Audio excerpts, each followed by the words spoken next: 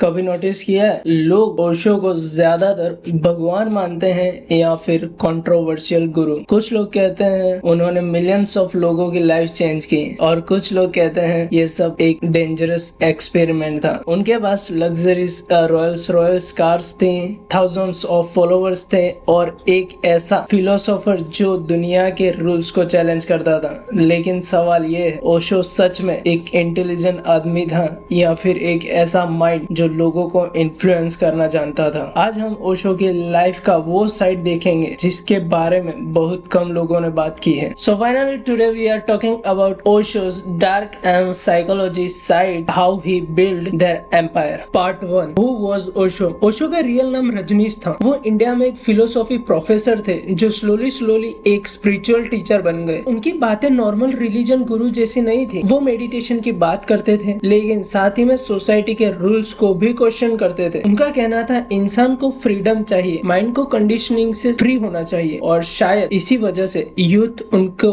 Blindly follow करने लग गई थी। लेकिन जहाँ फॉलोवर्स बढ़ते हैं वहाँ ही कंट्रोवर्सी भी शुरू हो जाती है। Part 2 the controversial life. 1980s में ओशो अमेरिका चले गए। वहाँ उन्होंने एक कम्यून बनाया जिसे रजनीशपुरम कहा गया। थाउजेंड्स ऑफ लोग वहाँ पे शिफ्ट हो गए। उन्होंने एक अलग सोसाइटी क्रिएट करने की कोशिश की जहाँ लोग मेडिटेशन करें और अपना स्ट्रेस एंड मेडिटेशन के थ्रू एक अलग दुनिया में जाएं। उन्होंने एक अलग सोसाइटी क्रिएट करने की तो कोशिश की थी लेकिन फिर कंट्रोवर्सी स्टार्ट हुई। रिपोर्टर्स के अकॉर्डिंग उनके पास 90 से भी ज्यादा रॉयल्स रॉयल्स कार थी। क्रिटिक्स ने कहा एक स्पिरिचुअल गुरु को लग्जरी की इतनी क्या जरूरत कि 90 रॉयल्स रॉयल उन्हें चलाने की जरूरत पड़े।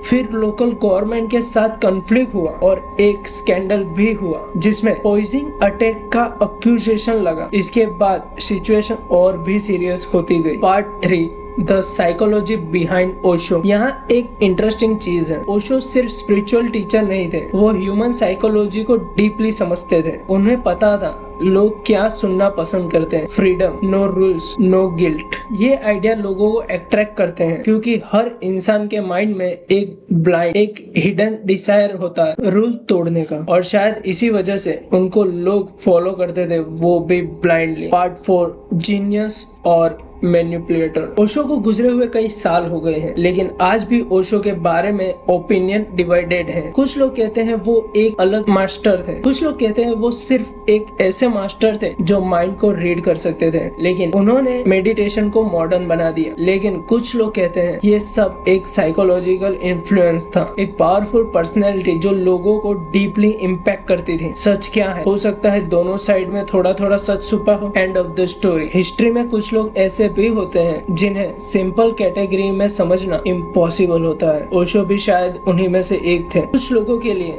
वो स्पिरिचुअल रेवोल्यूशन थे और कुछ लोगों के लिए एक कंट्रोवर्शियल पर्सन। लेकिन एक बात क्लियर थी, ओशो ने दुनिया को फोर्स किया एक सवाल पूछने के लिए, क्या हम सच में फ्री हैं या सिर्फ सोसाइटी के रूल्स को फॉलो करते हैं? एंड मे बी यही उनकी फिलोसॉफी का रियल इम्पैक्ट था। सो ये थी ओशो की फुल स्टोरी। सो जाते जाते हम बस यही कहूंगा, हिस्ट्री में कुछ लोग ऐसे भी होते हैं जिन्हें लोग या तो भगवान मान लेते हैं या तो सबसे खतरनाक इंसान। आप क्या समझते हो? कमेंट में जरूर बता के जाना। मिलते हैं। थैंक्स।